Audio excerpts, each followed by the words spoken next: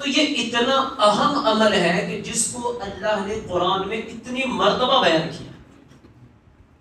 اور پھر یا ایھا الذین آمنوا، یہ جو صیغہ خطاب ہے جس میں اللہ اپنے بندوں کو خطاب کرتا ہے، اور بندوں سے مراد مومنین بندے، اے ایمان والوں. تو ایمان والوں کو اللہ نے قرآن میں بار بار خطاب کیا. تھوڑا اس کے میں حکمت عرض کروں. قرآن مجید میں اللہ نے جب دیگر انبیاء کو خطاب کیا تو فرمایا یا موسیٰ، یا عیسیٰ، یا نوح، یا آدم، یعنی ان کا نام لے کر خطاب کیا. لیکن جب ہمارے آقا کو خطاب کیا تو یوں نہیں کہا کہ یا محمد یا احمد، بلکہ کہا یا ایھا النبی، یا ایھا الرسول.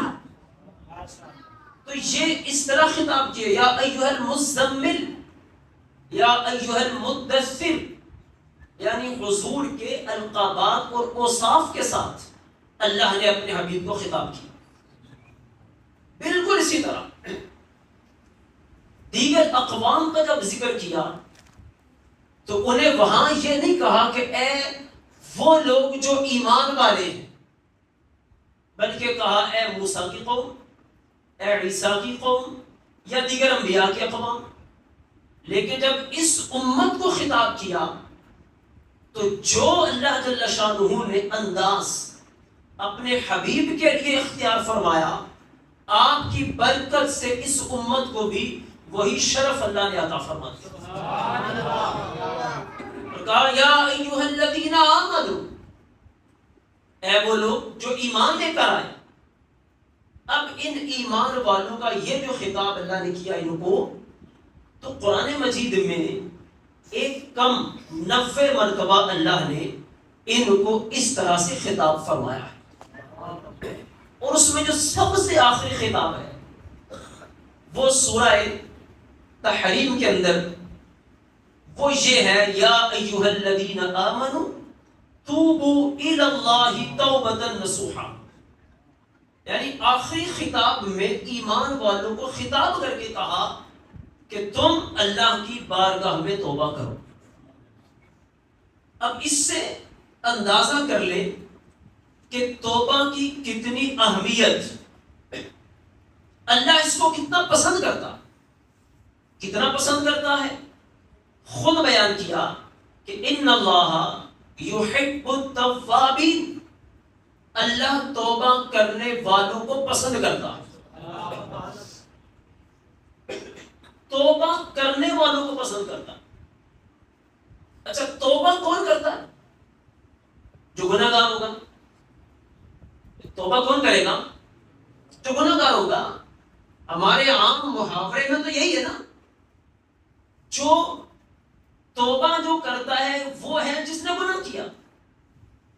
تو اس پیرائے میں اگر دیکھا جائے تو اللہ جل شانہ گناہ گار بندوں کے لیے فرما رہا ہے کہ اللہ ان سے محبت کرتا. لیکن کون سے گناہ گار بندے؟ وہ نہیں جو اڑ جاتے ہیں، بلکہ وہ جو توبہ کرنے کے لیے عاجزی کر کے اس کی بارگاہ میں حاضر ہو جاتے ہیں، ان کو پسند کرتا ہے. یعنی اس پیرائے میں تھے تو گناہ گار ہی نا، تو اللہ گناہ گاروں کو پسند کر رہا ہے. لیکن وہ گناہ گار کہ جو تائب ہو جائے، جس نے اللہ کی بارگاہ میں رجوع کر لیا، جس کو شرمندگی ہو گئی، وہ جب آتا ہے اللہ کی بارگاہ میں تو اللہ پھر فرماتا ہے کہ میں ایسے لوگوں سے محبت فرماتا ہوں. اور اتنی محبت ہے اللہ کو. میرے آقا صلی اللہ تعالی علیہ وسلم حدیث پاک میں یہ مضمون ہے، مسلم شریف کی روایت میں ہے. میرے آقا فرماتے ہیں اللہ اشد حبا بعبدہ حین یتوب الیہ. اللہ اپنے بندے سے اتنا خوش ہوتا ہے کس بندے سے؟ جب بندہ اللہ کی بارگاہ میں توبہ کرتا. کتنا خوش وہ ایک بندہ جو جنگل میں تھا، ریگستان میں تھا، صحرا میں تھا، سفر میں ہے، اس کے پاس اس کا اونٹ، اس کی سواری جس کے اوپر سامان لگا ہوا ہے. اب جنگل میں اکیلا بندہ جا رہا ہے. اس نے اس اونٹ کو کسی جگہ بچھایا اور خود سو گیا. جیسے سو کے اٹھا تو دیکھا اونٹ ہی نہیں. اب پریشان، کیا ہوگا بھائی، اتنا لمبا سفر طے کیسے ہوگا؟ توشہ کھانا سب اس پر ہے، کھاؤں گا کیا؟ اب تو موت یقینی ہے. اب تھوڑی دیر ادھر ادھر دیکھا اور اس کے بعد آ کے لیٹ گیا کہ اب تو مرنا ہے. جیسے ہی لیٹا پھر آنکھ لگی، جیسے پھر آنکھ کھلتی ہے دیکھا وہ اونٹ پاس ہی بیٹھا. اب جس بندے کے ساتھ یہ ہو کہ مرنے والا تھا، زندگی کی امید لگ گئی، کتنا خوش ہوگا. وہ خوش ہوتا ہے اور خوش ہو کر اللہ کو خطاب کرتا ہے. کہنا اس نے یہ ہوتا ہے کہ اللہ تو میرا رب ہے، تو میرا آقا ہے، میں تیرا غلام، میں تیرا بندہ. لیکن خوشی اتنی ہوتی ہے جملے الٹے بول دیتا اور کہتا ہے اللہ تو میرا بندہ، میں تیرا خدا. خوشی میں وہ سب بول گیا. میرے آقا فرماتے ہیں اس بندے کو جتنی خوشی ہوئی، اللہ کو اس سے بھی زیادہ خوشی اس وقت ہوتی ہے جب اس کا گنہگار بندہ اس کی بارگاہ میں آ کے توبہ کرتا. اس کا مطلب یہ ہے کہ ہر دفعہ یہ نہیں گناہ ہو تب ہی استغفار ہے، نہیں، بلکہ جب نعمت عطا ہو تب بھی استغفار کیا جائے. کہ اب استغفار کیوں ہے؟ اللہ ہم اس قابل نہیں تھے، تو نے یہ عطا فرما دی. ہم اس قابل نہیں، تو نے عطا کیا، اس بات پر استغفار کیجیے. تو اتنا محبوب عمل ہے کہ جب کوئی بندہ استغفار کرتا ہے تو اللہ جل شانہ کتنا اس سے خوشی کا اظہار فرماتا. اب اس دور کے اندر لوگ بہت پریشان ہیں. کوئی اس وجہ سے پریشان کہ جناب مال نہیں ہے، تنگ دستی بڑی ہے. کوئی اس وجہ سے پریشان، اولاد نہیں ہے تو فرما بردار نہیں. کوئی اس وجہ سے پریشان ہے، بیٹیاں ہیں بیٹا نہیں. کوئی اس وجہ سے پریشان، گندم کاشت کرتے ہیں، چاول کاشت کرتے ہیں یا اور کو کھیتی لگاتے ہیں تو اس کے اندر وہ پھل نہیں آتا جو آنا چاہیے. تو پھر ہم کیا کرتے ہیں؟ اس کے لیے وظیفے پوچھتے ہیں، اس کے لیے وظائف لیتے ہیں علماء سے، عاملین سے، پیران عظام سے، یار کوئی وظیفہ دے. اب دیکھو وظیفہ ایک وہ ہے وہ میں دوں، تو وظیفے کے اندر لاجک یہ ہے، حکمت یہ ہوتی ہے کہ جو وظیفہ دینے والا ہے وہ جیسا بعمل، جیسا عامل، ویسا وظیفے کا اثر. اب ایک وظیفہ اگر میں دوں تو اس کی تاثیر اسی حساب سے ہوگی نا جتنا میں عمل کروں گا. اور ایک وظیفہ اگر سرکار غوث اعظم دیں گے اس کی تاثیر اپنی ہوگی. اور ایک وظیفہ جو ہمارے آقا ارشاد فرمائیں گے اس کی تاثیر کا عالم کیا ہوگا. اور ایک وظیفہ وہ جو خود اللہ بیان کرے اس کی تاثیر کا عالم کیا ہوگا. امام حسن بصری، اسی طرح امام حسن، آپ کے پاس ایک شخص آیا. جب امام حسن رضی اللہ تعالیٰ عنہ کے پاس بندہ آیا تو سیدنا امیر معاویہ رضی اللہ تعالیٰ عنہ بھی ساتھ ہی بیٹھے ہوئے. اس بندے نے آ کر کہا حضور میں بہت مالدار آدمی ہوں لیکن میری اولاد نہیں ہے، مجھے کوئی وظیفہ عطا فرما. آپ نے فرمایا استغفار پڑھا کرو. وہ بندہ چلا گیا، اس نے جا کر استغفار پڑھنا شروع کر دیا. اتنا استغفار یہاں تک کہ 700 مرتبہ روزانہ وہ استغفار کیا کرتا تھا. اور کرم کیسا ہوا؟ اس کو اللہ جل شانہ نے 10 بیٹے عطا فرمائے. جب امیر معاویہ رضی اللہ تعالیٰ عنہ نے اس بندے کو دیکھا تو اس کو کہا کہ تم نے امام حسن سے جا کر پوچھا کیوں نہیں اس وقت کہ حضور یہ وظیفہ جو آپ مجھے عطا کر رہے ہیں یہ کہاں سے لیا ہے؟ اس نے کہا اچھا اب ملاقات ہوگی تو پوچھوں گا. اب دوبارہ حاضر ہوا، عرض کی حضور وہ وظیفہ جو آپ نے دیا بڑا پاورفل وظیفہ ہے کہ میں نے اس کو پڑھا اور اللہ نے اتنا کرم کر دیا. یہ دیا کہاں سے؟ آپ نے کہا قرآن سے دیا. دوسرا بندہ امام حسن بصری رضی اللہ تعالیٰ عنہ کے پاس آیا. اس نے آ کر کہا حضور غریب آدمی ہوں، مال نہیں، وظیفہ دیجیے. کہا استغفار پڑھو. وہ چلا گیا. دوسرا آ گیا، حضور بیٹیاں ہیں بیٹے نہیں، وظیفہ دیجیے. کہا استغفار پڑھو. تیسرا آ گیا، حضور بارشیں نہیں ہو رہی، قحط سالی ہے، وظیفہ دیجیے. کہا استغفار پڑھو. چوتھا آ گیا، حضور کھیتی میں پھل نہیں لگتا، وظیفہ دیجیے. کہا استغفار پڑھو. ساتھ ہی جو بزرگ بیٹھے تھے انہوں نے کہا حضور یہ کیا؟ 4 بندے آئے، الگ الگ پوچھا، سب کو ایک ہی وظیفہ، یہ کہاں سے کیا ہے یہ؟ یعنی اگر آج ہمارے ہاں کوئی بندہ بیمار ہو جائے، ڈاکٹر کے پاس گیا کہ پیٹ میں درد ہے، ڈاکٹر صاحب نے اس کو بھی ڈسپرین ہی دے دی. دوسرا چلا گیا جس کی آنکھوں میں درد ہے اس کو بھی ڈسپرین ہی دے دی. تیسرا چلا گیا اس کے سر میں درد ہے اس کو بھی وہی گولی. تو اب بندہ مجبور ہو جائے گا کہنے پر کہ ڈاکٹر صاحب سب کو ایک ہی گولی دے رہے ہیں، یہ گولی دے رہے ہیں کہ ویسی گولیاں دے رہے ہیں؟ ویسے گولی دینا سمجھتے نا کہ ویسے ہی گولیاں دے رہے ہیں. تو مطلب ایک سوال ابھرے گا کہ مسائل الگ الگ، وظیفہ ایک، تو یہ کہاں سے ہے؟ تو آپ نے فرمایا کہ ہم نے قرآن سے بیان کیا. قرآن میں کہاں ہے؟ کہا پڑھو سورہ نوح، استغفروا ربکم انہ کان غفارا یرسل السماء علیکم مدرارا ویمددکم باموال وبنین ویجعل لکم جنات ویجعل لکم انہارا. توبہ کرو، استغفار پڑھو.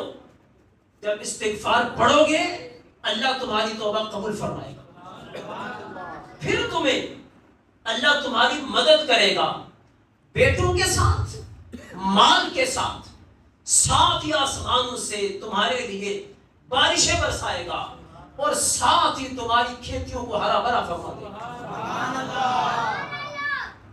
تو 4 مسئلے ایک ہی وظیفہ. اور یہ کب ہوا تھا؟ جب نوح علیہ السلام نے اپنی قوم کو تبلیغ فرمائی تو وہ سنتے نہیں تھے، بار بار کہا، کفر میں شرک میں پڑ گئے. تو اس وقت کیا ہوا؟ ان کے اوپر سے بارشیں روک لی گئی، بارشیں رک گئی، عورتیں باندھ ہونا شروع ہو گئی، کھیتیاں ختم ہونا شروع ہو گئی. اب وہ پریشان.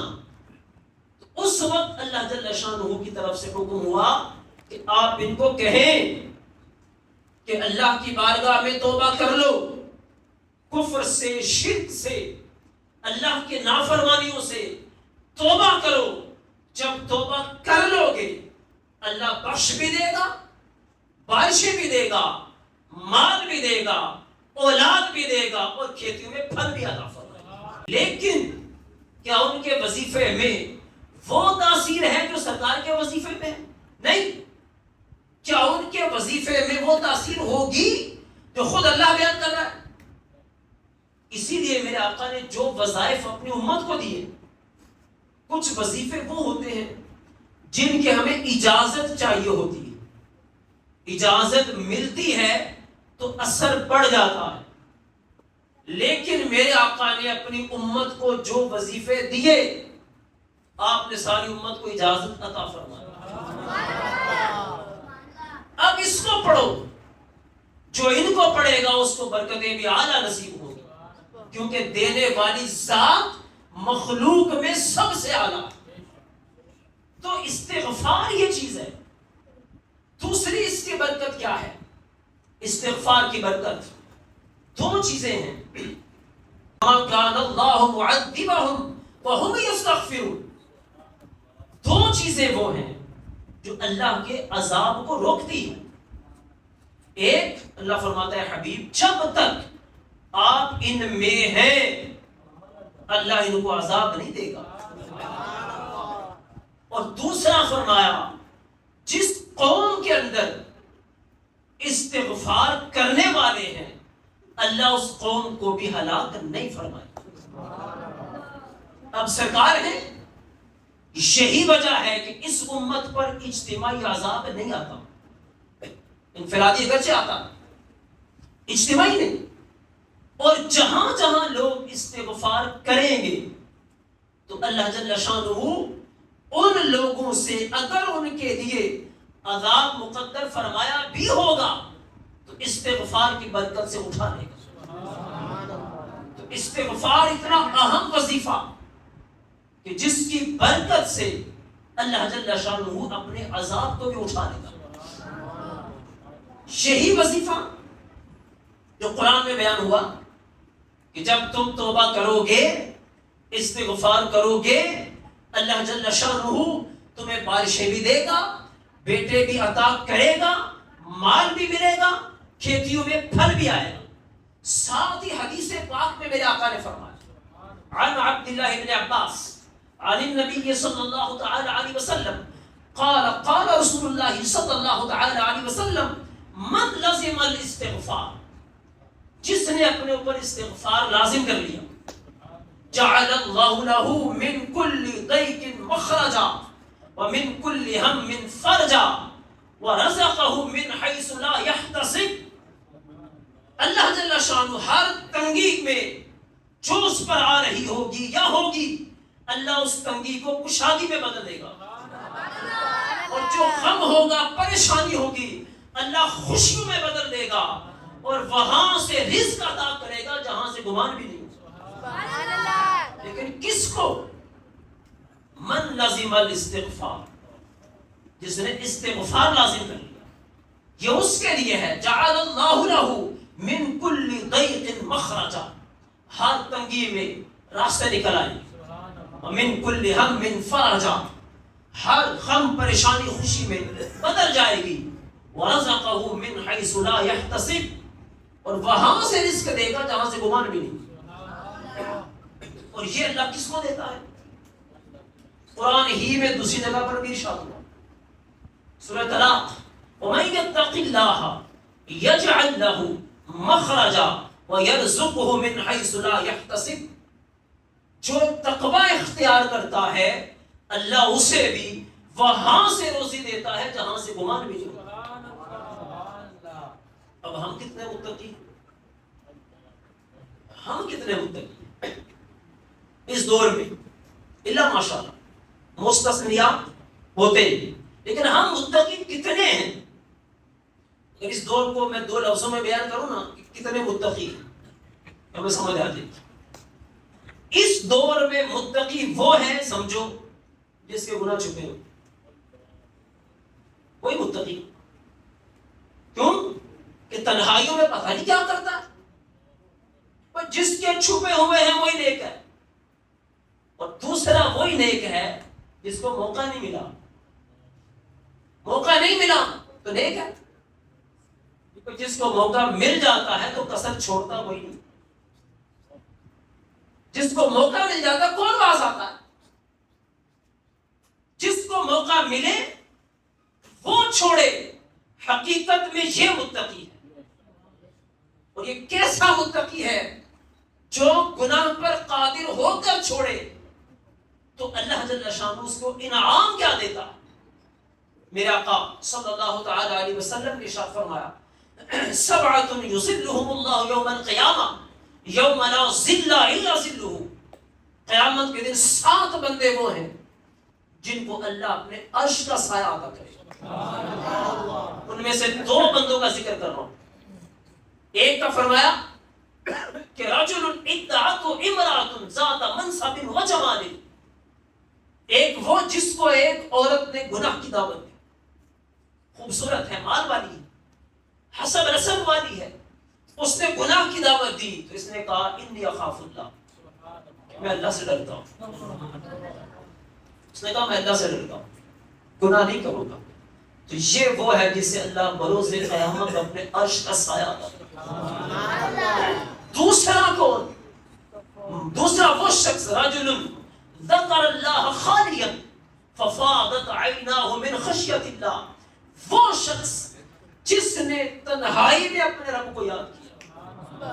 جب تنہائی میں یاد کیا تو آنکھیں بہہ گئیں, رو پڑا. رات کی تنہائی میں اٹھا, اٹھ کر رب کے سامنے گریا کیا. اس وقت اس کو یاد کیا جب اسے کوئی نہیں دیکھ رہا. ہم تو وہ لوگ ہیں کہ تہجد پڑھ کر بھی آئے نا تو صبح کے پورے محلے کو سنا رہے ہوتے ہیں. ہم وہ لوگ ہیں کوئی شراق و چاند پڑھ لے تو سارا دن تذکرے ہی ختم نہیں ہوتے. کہاں وہ بندہ جو رات کو یا تنہائی میں بیٹھا ہوا ہے, اس وقت اللہ کو یاد کرتا اور یاد کر کے اس وقت رویا. لوگوں کے سامنے تو دنیا روتی ہی ہے, کبھی اللہ کے سامنے بھی تو روئے. کہ اللہ کے سامنے دنیا رونے والی نہیں رہی. تو جو اللہ کے سامنے رویا ففاضت عیناہ من خشیت اللہ, اور اس وقت اس کی آنکھیں اللہ کے خوف سے بہہ گئی.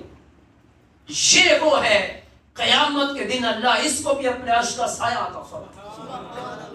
چلو ایک اس میں تیسرے کا میں اضافہ کر دوں, یا نوجوان بیٹھے ہیں.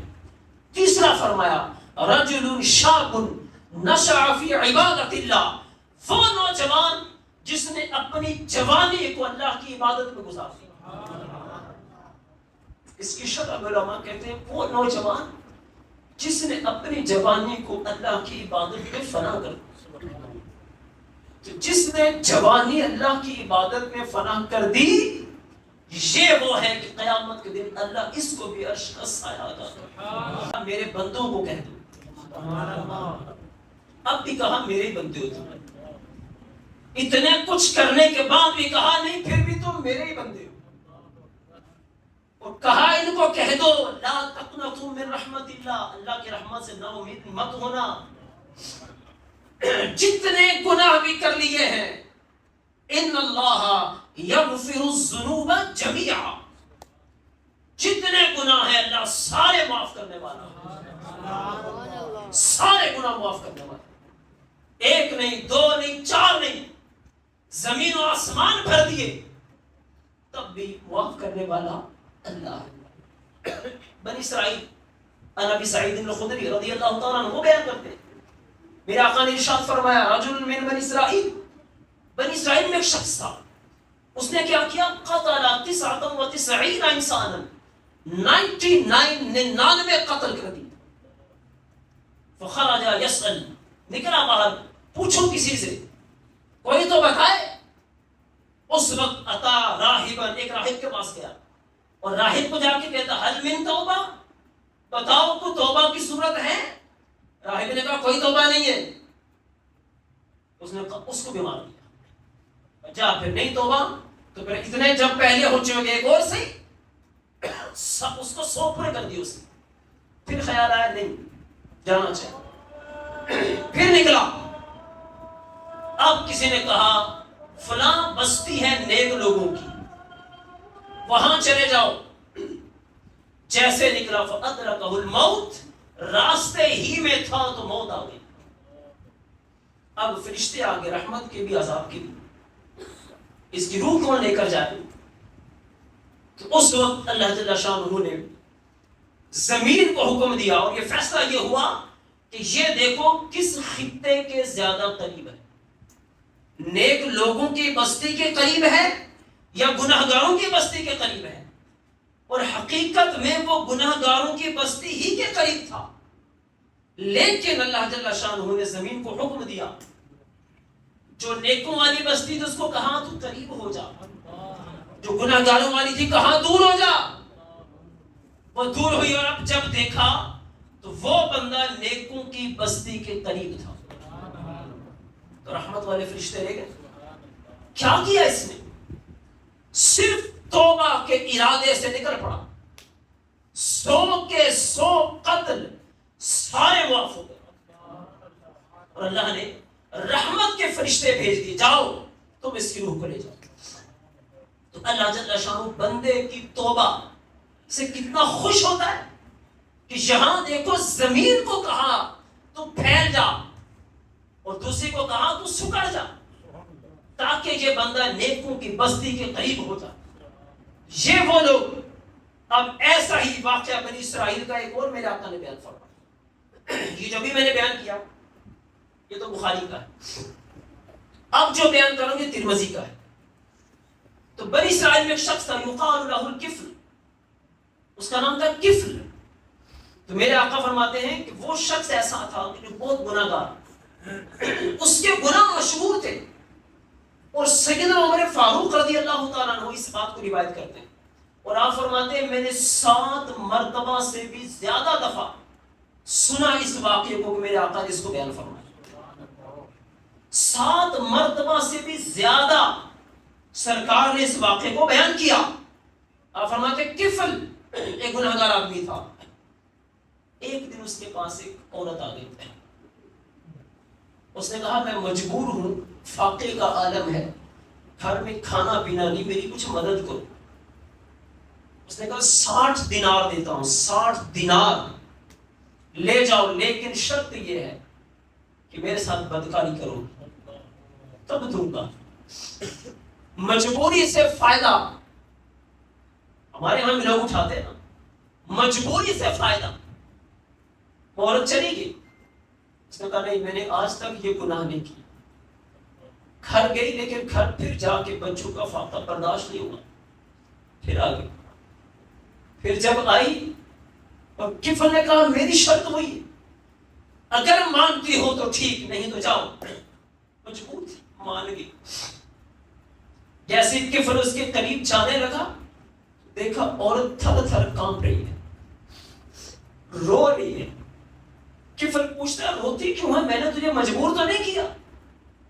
اس نے کہا کبھی یہ گناہ کیا نہیں، اس لیے اللہ سے ڈر لگتا. تو کفل کہنے لگا تجھے اتنا ڈر لگتا ہے اور میری تو زندگی گناہوں میں گزر. کہا یہ لو 60 دینار بھی لے جاؤ اور باحفاظت گھر چلی گئی. رات کی بات ہے، یہ رات کی.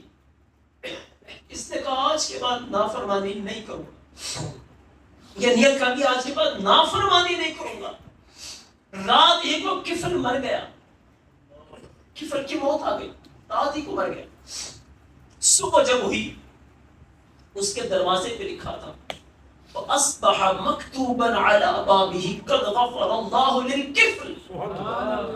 اس کے دروازے پہ لکھا تھا اللہ نے کفل کی بخشش کر. عمل کیا تھا؟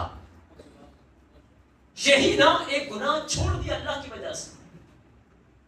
اور پھر وہ کفل جو آج سے پہلے پورے علاقے میں مشہور تھا کہ یہ گناہ گار انسان ہے، رات ہی میں تقدیر بدل گئی. جس کو ساری دنیا گناہ گار کہہ رہی ہے، آج اسی کے دروازے پہ لکھ دیا گیا ہے کہ یہ بندہ بخش دیا گیا. وجہ کیا؟ توبہ کر لی، گناہ چھوڑ دیا. تو یہ ایک گناہ نہیں بلکہ پچھلے سارے بھی معاف ہو گئے. ان اللہ یغفر الذنوب جميعا.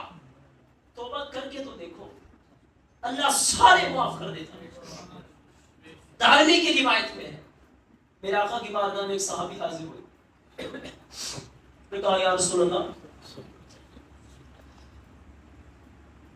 میں نے بہت دنیا میں گناہ کیے، لیکن ایک گناہ ایسا ہے مجھے سمجھ نہیں آتی وہ میرا معاف ہوگا یا نہیں. تو آپ نے پوچھا کون سا گناہ ہے بتا تو صحیح. کہنے لگا یا رسول اللہ بتا بھی نہیں سکتا، ایسا گناہ ہے بتا بھی نہیں سکتا. فرماتے بتائے گا تو پتہ چلے گا نا. تو کہنے لگا کہ دور جہالت میں میرے گھر میں ایک بیٹی پیدا ہوئی اور اس وقت لوگ بیٹیوں کو زندہ دفن کر دیتے تھے. یا رسول اللہ جب وہ میرے گھر میں پیدا ہوئی تو میری بھی نیت یہی تھی جا کے دفن کر دوں اس کو, زندہ ہی مٹی میں دبا کے آ جاؤں, لیکن نہیں کر پایا.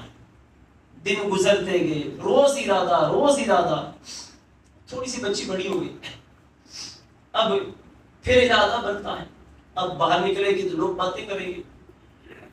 تو میں نے ایک دن اس کی ماں سے کہا اس کو آج تیار کرو, میں آج اس کو لے جاؤں اور آج اس کو جا کر کسی کنویں میں پھینک کے آؤں گا. تو اس وقت اس کی ماں نے اس کو تیار کیا. آج بچے صبح گھر سے جب بھیجتے ہیں اسکول, آپ کو بیٹے کی فکر نہیں ہوتی لیکن بیٹی کی فکر ہوتی. یہ محبت بھی اگر ملی ہے یہ بھی میرے آقا کی برکت سے ملی.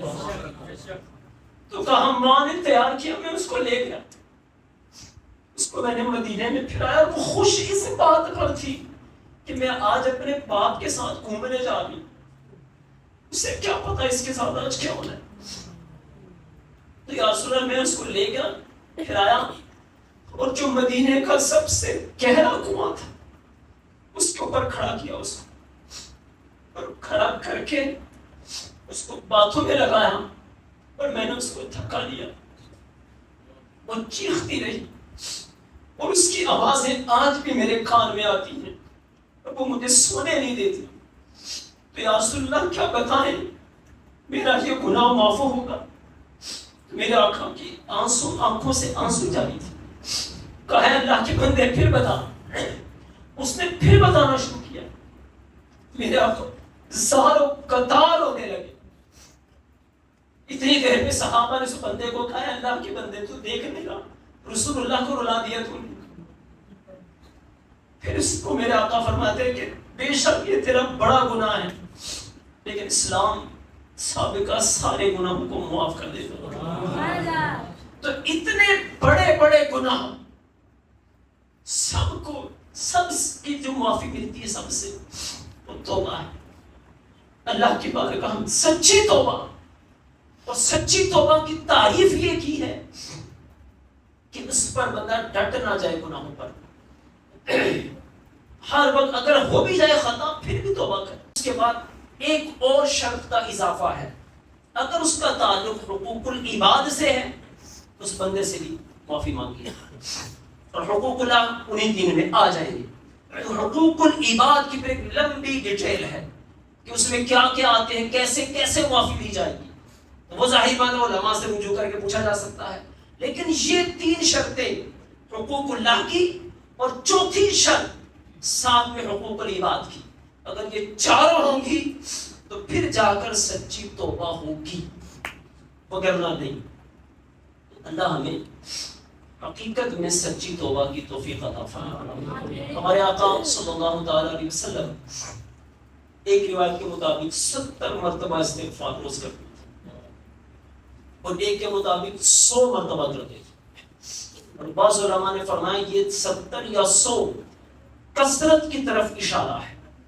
جیسے ہم اپنے محاورے میں کہتے ہیں یار تینوں 70 والی سمجھایا, اس کا مطلب کیا ہوتا ہے؟ بارہا دفعہ سمجھایا. تو کثرت مراد ہے, تو اس کا مطلب یہ اگر کثرت مراد ہے اور 100 کا لفظ بھی ہم بولتے ہیں یار 100 دفعہ تینوں دسیا یار, یہ بھی کیا کثرت. تو اگر اس سے کثرت مراد ہے تو مطلب یہ ہے کہ میرے آقا کثرت سے اللہ کی بارگاہ میں استغفار کیا کرتے. تو جو سید المعصومین,